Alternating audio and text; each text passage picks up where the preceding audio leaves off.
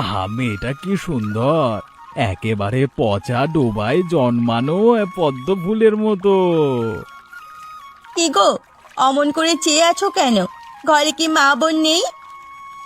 সে থাকবে না কেন গো? তোমার নাম কি? তুমি কার মেয়ে?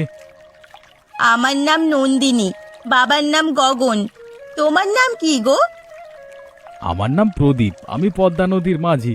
যদি বলো তোমাকে এই নদী পার করে দিতে পারবো। ওতে আমার কাজ নেই গো। ঘরে বুড়ো বাপ আমার পথ চেয়ে বসে আছে। বিকেল বেলা এমন একা একা নদীর ঘাটে আসো, তোমার ভয় লাগে না? বাহ, কি সুন্দর কথা! আমাদের গ্রামে আমি ভয় কেন পাবো গো? তোমার যদি ভয় থাকে তাহলে তুমি নৌকা নিয়ে যেতে পারো। ঘরে আমার ঢের কাজ পড়ে আছে। এই নৌকায় করে আমার গায়ের বউ করে নিয়ে যাব। তৈরি থেকো তুমি। ঘটি বাড়ির বাঙাল বউ হবে তুমি, বুঝলে? কখনো না, আমি ঘটিদের বাড়ির বউ কখনো হব না। আমার কি দায় পড়েছে? বাঙাল মেয়ে বাঙাল ছেলের বাড়িতে বউ হয়ে যাব। এই প্রদীপ মাঝির নজরে যখন পড়েছ, তখন তোমাকে আমার বাড়ির বউ না করে ছাড়ছি না। দেখো বাপু, আমাদের দুজনের দুরকম সামাজিক পরিচয়, তারপরে আমাকে কেন এত জ্বালাচ্ছ? জ্বালানোর অত দেখেছ কি? বিয়ে করে যেদিন সকালবেলায় তোমার হাতে লুচি আর বেগুন ভাজা খাবো, তখন বুঝবে যে প্রদীপ কি জিনিস। ওসব বাদ দাও। আমি বাঙাল, আমি কোনো ঘটিদের বাড়ি যাব না। আর গেলেও কোনোদিন বাঙাল ছাড়া রান্নাই করব না। আমিও তোমাকে অত সহজে ছাড়ছি না গো।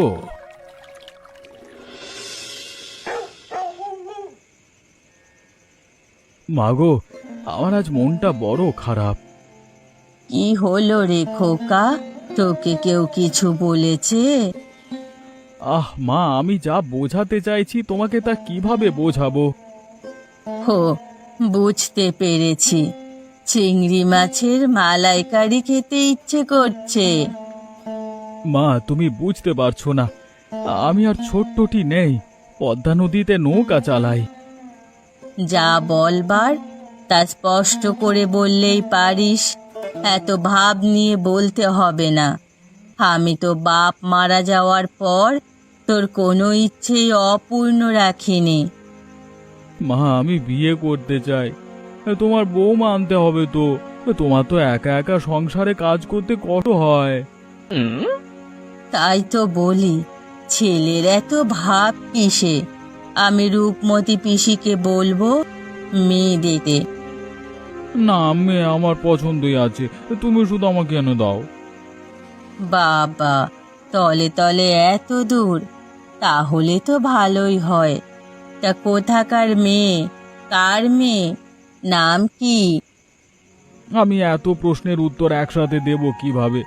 নদীর ওপারের ওই গগন বাবুর মেয়ে, নাম নন্দিনী। হায় হায়, ও পারে তো বাঙাল থাকে। ওদের সাথে কেমন করে আত্মীয়তা করি? ওদের চাল চলন আর আমাদের চাল চলন তো আলাদা। ও মেয়ে কি আমাদের বাড়িতে এসে সব মানিয়ে নিতে পারবে?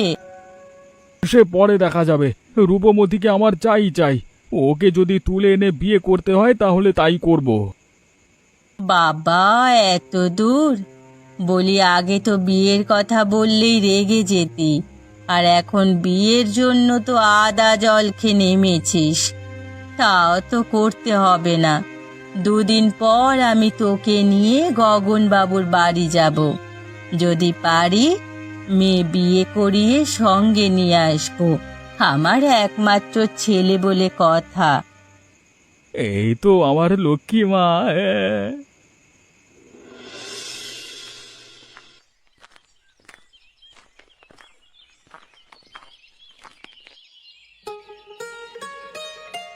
দাদা, আপনার সঙ্গে অনেক গুরুত্বপূর্ণ কথা আছে। তা আপনারা তো মনে হয় এ গায়ের লোক না। ঠিক ধরেছেন দাদা, আমরা অন্য গায়ের লোক, কিন্তু এই গায়ে এসেছি কুটুম্বিতা করতে। কুটুম্বিদে করতে এসেছেন তো ভালো কথা। তা আপনারা কোথায় থাকেন? আমরা থাকি নদীর ওপারে। সে কি কথা গো, ওপারে তো থাকে সব ঘটি। ঘটি বলে কি কুটুম্ব করতে নেই? তা থাকবে না কেন? আরে ঘটির সাথে ঘটিরা কুটুম্বিদে করবে আর বাঙালের সাথে বাঙালরা। আমার ছেলে বড় ভালো গো, আপনার মেয়ে সুখী হবে। আমরা বিয়েতে কোনো পণ চাই না, আর কোনোদিন কোনো পণ চাইবো না। আমার বাপ মরা ছেলে, ওর কোনো আবদার অপূর্ণ রাখিনি আমি। আপনার ছেলের নাম কি? প্রদীপ, প্রদীপ মাঝি। সে বাজে ছেলেটা। নদীতে আমার মেয়ে সেদিন জল আনতে গেছিল, একটা মাঝি অনেক উল্টো পাল্টা কথা বলেছিল, ওই ছেলেটাই মনে হচ্ছে। আমার ছেলে ও ধরনের লোক না, বিয়ে করতে চেয়েছিল, আর তো বেশি কিছু না। বলি ঘটিদের আবার আচার আচরণ, এরা না জানে রান্না, না জানে কথা। এক একটি মেয়ে মানুষ দেখলো আর অমনি ভাব করতে চাইলো। কে জানে বাবু আরো কতজনের সাথে ভাব জমায় রোজ। সে বুঝেছি গো, আপনি আমাদের সাথে কুটুম্বিতা করবেন না, তা ভালো কথা, কিন্তু বিধাতা চাইলে তো আর ঠেকা দিয়ে রাখতে পারবেন না।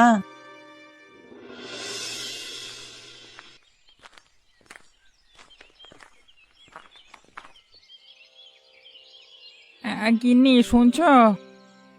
তা অমন চেঁচাচ্ছ কেন গো? বলি তোমার কি মাথায় বাজ পড়লো নাকি? আমার মাথায় যদি বাজ পড়ে তাহলে আমি অন্যদের মাথায় বাজ ফেলবো কি করে গো? তা এবার কার মাথায় বাজ ফেলবার পায়তারা হচ্ছে শুনি? আরে আমাদের প্রতিবেশী গগনের মাথায় গো। আরে ও মেয়েটা দেখেছো, মানে কি সুন্দর, একেবারে সুন্দরী টুকটুকে হয়েছে। তা কি তুমি আবার বিয়ে করবে কিনা ভাবছো? তোমার তো বিয়ে রোগ ছিল আগে থেকেই। বলি মাথা কি তোমার গেছে? আমি নন্দিনীর সাথে পবনের বিয়ে দেব। তা তোমার নেশাখর ছেলেকে বিয়ে দিয়ে কে মেয়ে দেবে?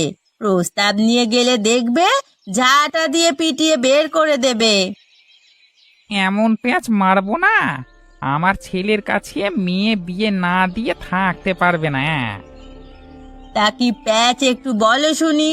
গগন দাদাকে আমি খুব ভালো করেই চিনি, সে তো তোমাকে তার বাড়ির আঙিনাতেই উঠতে দেয় না। আমার পাই এবার ঠাঁই হবে। একটু খুলে বললেই তো পারো, অত ভাব নেওয়ার কি আছে? তা কানে কি তালা মেরে রেখেছ? সকালে যে নন্দিনীর জন্য ঘটি বাড়ি থেকে সম্বন্ধ এসেছিল, গগন তো খুব রেগে গেছিল। তা নন্দিনীকে ঘটি বাড়ির লোক দেখলো কিভাবে? কোথায় আবার, নন্দিনী যখন বিকেল বেলায় নদীর ঘাটে জল আনতে যায় তখনই তো প্রদীপ মাঝির নজর পড়ে। তাহলে আর দেরি কেন গো, তোমার সাথে আমিও নেমে পড়লাম।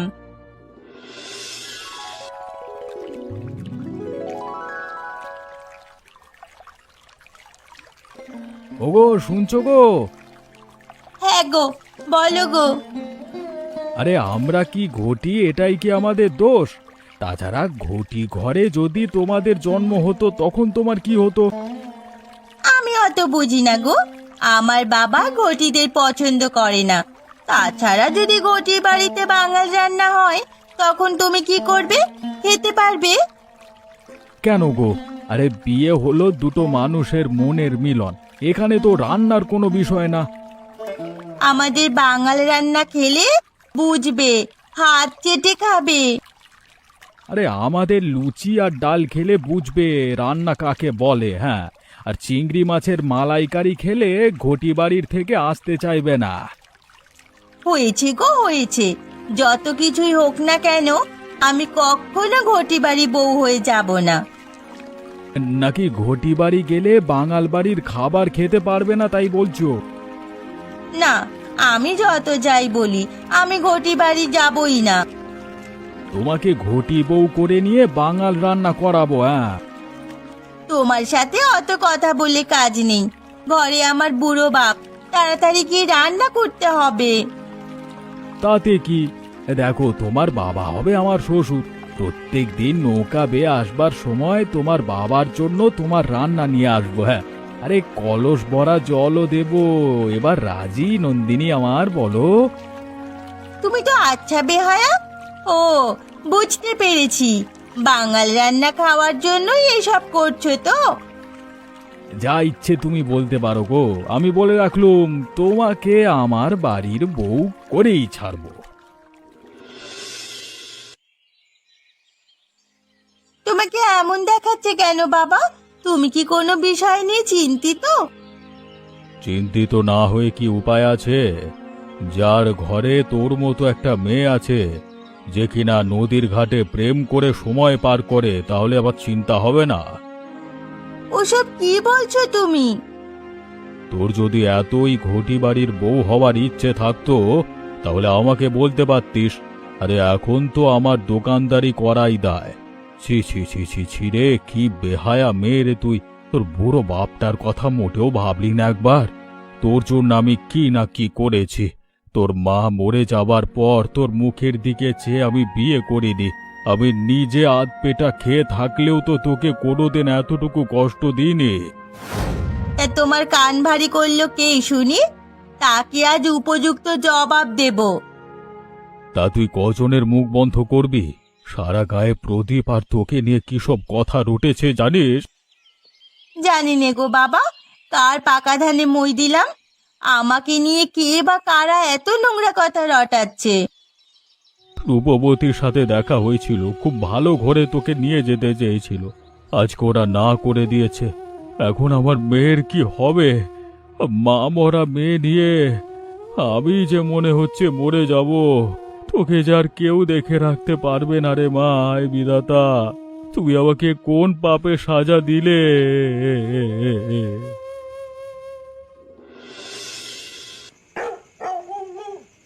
বাবা, তুমি যদি এত ভেঙে পড়ো কি করে চলবে?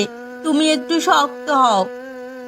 তুই বুঝবি না রে, হারের মাঝি তার ছেলের সাথে তোর বিয়ে দেওয়ার জন্য এত কুটচাল চালছে। বাবা আমাদের সম্পদ নিতে অমন করছে গো। হ্যাঁ রে মা, আমি আজকে 15 দিন যাবৎ দোকান বন্ধ করে রেখেছি। ঘরে কোনো বাজার নেই। তুই শাক তুলে রান্না করছিস, কিন্তু এভাবে আর কতদিন? তুমি অত ভেবো না গো, প্রয়োজনে আমি দোকান খুলবো। তাই খোল গো মা, ওভাবে তো আর চলছে না।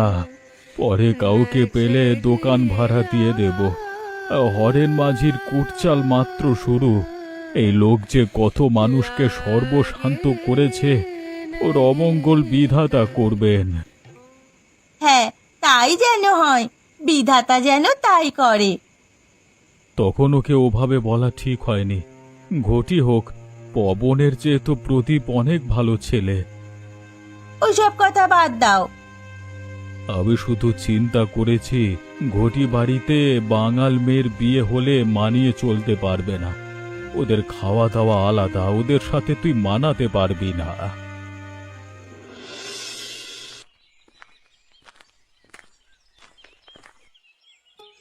রূপবতী, তুমি এসেছো। আমাদের এই বিপদে তোমাকে ছাড়া আর কাউকে পাশে পেলাম না গো। এ কি গো, তোমাদের বিপদ আর আমি আসবো না? তুমি কি আমাদের পর? নন্দিনী ভালো থাকুক সে তো আমিও চাই। আর নন্দিনী কোথায়? ওকে যে দেখছি না। ওকে দোকানে পাঠিয়েছি। হ্যাঁ গো গগনদা, তোমাকে বলি, নন্দিনীকে এর মধ্যে তুমি দোকানে পাঠালে কিভাবে? কি করব, আবার অবস্থা তো তুমি জানোই, একদম বেকায়দায় পড়ে গেছি। যদি দোকানে না পাঠাই তবে পবন কখন এসে দোকান লুট করে নিয়ে যাবে তার ঠিক নেই। ভালো কাউকে পেলে দোকান ভাড়া দিয়ে দেব।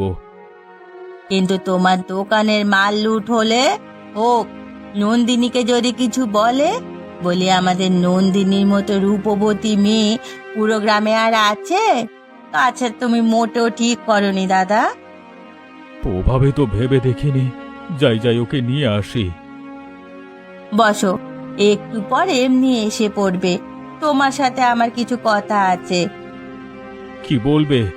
আবার পোড়া কপাল, মেয়েটার মা নেই, আর আমি তো যাই যাই করছি। আর এখন কত খারাপ আমাদের সাথে ঘটেছে, মেয়েটাকে যদি উপযুক্ত পাত্রের হাতে সমর্পণ করতে না পারি তবে বরেও শান্তি নেই। সে ব্যবস্থাই তো করতে চেয়েছি গো। বলি প্রদীপকে নিয়েই রটনাটা রটেছে। তা যারা রটনা রটিয়েছে তাদের মুখে চুন কালি মাখাতে হলে নন্দিনী আর প্রদীপের বিয়ে দিতে হবে। কিন্তু আমরা তো বাঙাল, ঘটি বাড়ি কেউ মানিয়ে নিতে পারবে? কেন পারবে না? নন্দিনী ঘটি বাড়িতে বাঙাল রান্না করবে, আর প্রদীপ তো বলিয়েই দিয়েছে নন্দিনীর বাঙাল রান্নায় কোনো আপত্তি নেই। তবে তাই করো গো রূপমতি, আমার আর ভালো লাগে না। প্রদীপ ছেলে হিসেবে ভালো, দেখতে শুনতে চমৎকার, আর হাড়ের মাঝির মুখে চুনকালি পড়বে তাতে। কাঁটা দিয়েই কাঁটা তুলতে হবে গো।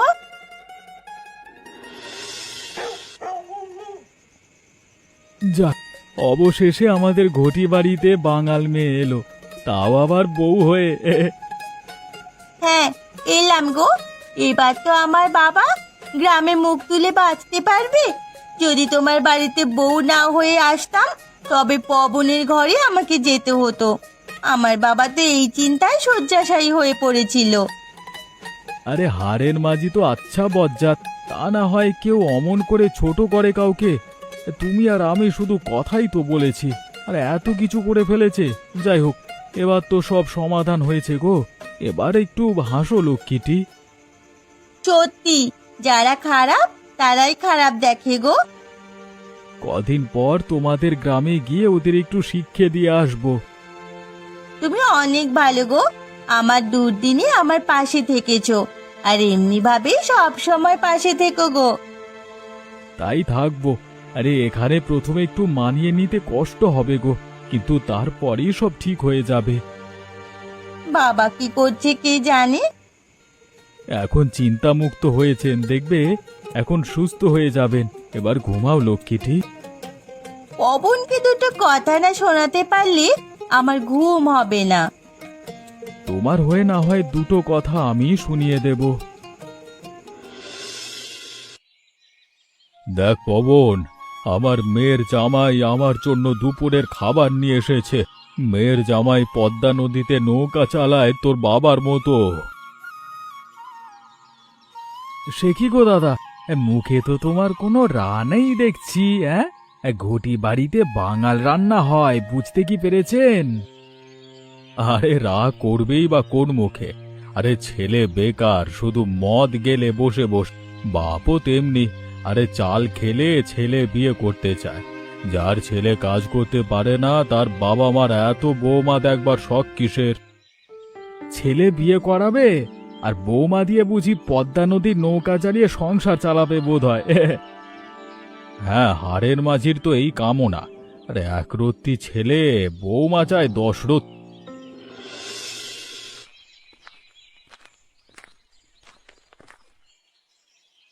কেমন আছো গো গগন দাদা? তা ভালোই আছি, তুই কেমন আছো গো? ভালো আছি। তা তোমার মেয়ের বাড়ি থেকে এলাম, ওরা তো তোমার মেয়ের হাতের বাঙাল রান্নার মুগ্ধ।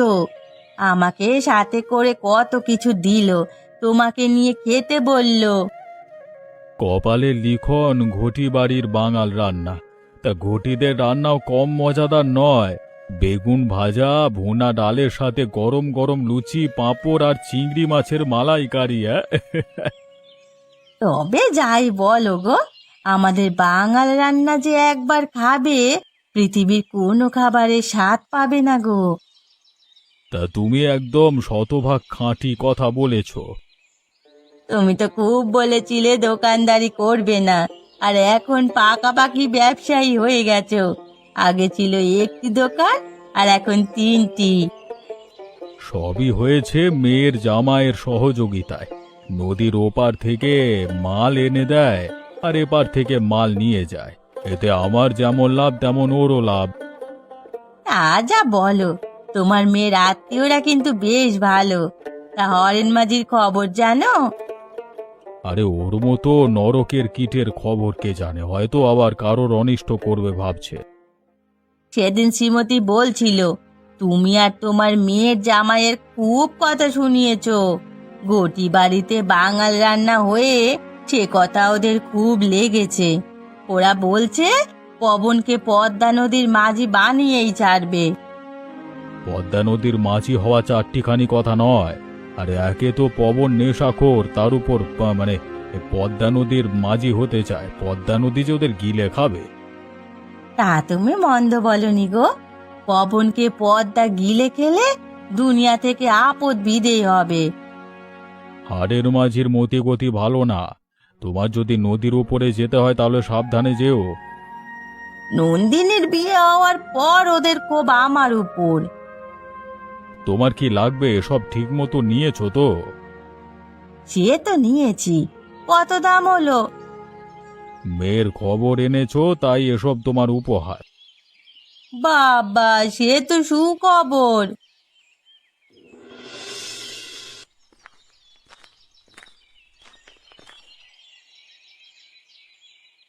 কি ব্যাপার, হঠাৎ গরিবের বাড়িতে হাতির পা? আমার সব শেষ হয়ে গেছে দাদা, আমার সব শেষ। তা কি হলো আজকে তোমাদের এই রূপ? সারা জীবন তো কেবল মানুষের অনিষ্ট করতে দেখেছি। আমার সব শেষ গো দাদা। আমার ছেলে পদ্মা নদীতে নৌকা চালাতে গিয়ে নৌকা সহ ডুবে মারা গেছে। এখন আমার সব শেষ, একমাত্র ছেলে নৌকা দুটোই শেষ। আমি আজকে পথের ফকির। সে তো হবেই। তোমার নেশাখোর ছেলে পদ্মা নদীতে নৌকা চালাতে গিয়েছে, পাগলি পদ্মা তো গিলে খাবে। তুমি সাথে গেলেও তো হতো, ধীরে ধীরে শিখতো। সবটাই কপাল। নেশা ছেড়ে দিয়েছিল, কিন্তু কিভাবে যে হলো। সারা জীবন ভোর কেবল পরের অনিষ্ট করেছো, এবার বোঝো বিধাতার লীলা। আমি পবনের সাথে নন্দিনীর বিয়ের জন্য কুটচাল চেলেছিলাম, তাই বিধাতা আমাকে এই সাজা দিল। তুমিও তো কম করনি। গ্রামের কাউকে না কাউকে যখন যেভাবে পেরেছো সেইভাবে বেকায়দায় ফেলে নিজে লাভ করেছো। তোমার বউ তো কম না। যদি তোমাকে ভালো বুদ্ধি দিত তবে কি আর আজকের দিনটা দেখতে হতো? আমার ছেলের বিয়ে দিতে পারছিলাম না কোনোভাবে। নেশাখোর ছেলেকে কে মেয়ে বিয়ে দেবে? নিজের সাথে নৌকা নিয়ে নৌকা চালাতে শিখেছিলাম। শেষে এক ঘটির বাড়ির মেয়ে আনতে চেয়েছিলাম। ওরা বলেছিল পবন যদি একা নৌকা চালিয়ে ওপারে যেতে পারে তবেই মেয়ের বিয়ে দেবে। আর যে তো ছিল ঘটি বাড়ির মেয়ে এনে তোমার বাঙাল রান্না করে দেবে, দেখিয়ে দেবে একেবারে। বাপখানাও যেমন জেদি, ছেলেটাও তেমন। কত নিষেধ করলাম, তাতে কোনো কাজ হলো কিনা? সে তো গেলই ওপারে চিরতরে, আর আমার একমাত্র ছেলে, আমার তো আর কিছুই রইলো না। কি আর করবে, ভাগ্যের নির্মম পরিহাস, মেনে নেওয়া ছাড়া আর কোনো উপায় নেই। এ দুঃখ কি আর মেনে নেওয়া যায়? হ্যাঁ, সব সময় মনে রাখবে, পরের অনিষ্ট করলে নিজের অনিষ্ট হবেই।